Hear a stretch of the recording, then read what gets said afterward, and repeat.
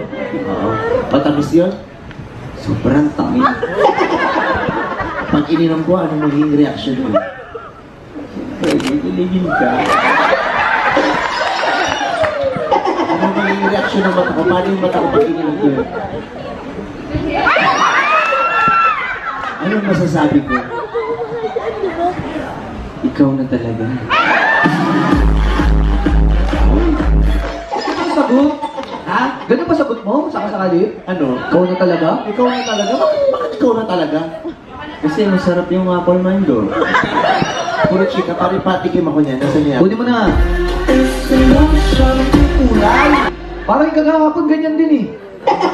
Ito yung mga ano yung mga iniiwasan ng mga magulang na iniinom ng anak nila sa labas ng eskwela. Parang may kasama ng hepa.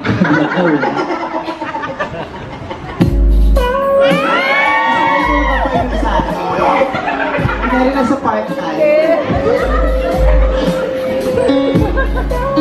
tapos ay mo naman inumin yung ice tea. Yan na nga itong ice tea mo. Baka matanggal yung lamig. Kaya masarap mo. Ay, saan na ba? Lapit, itutok mo kasi.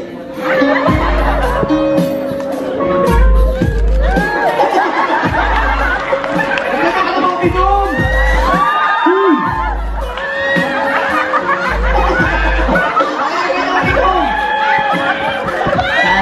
Parang may antibiotic.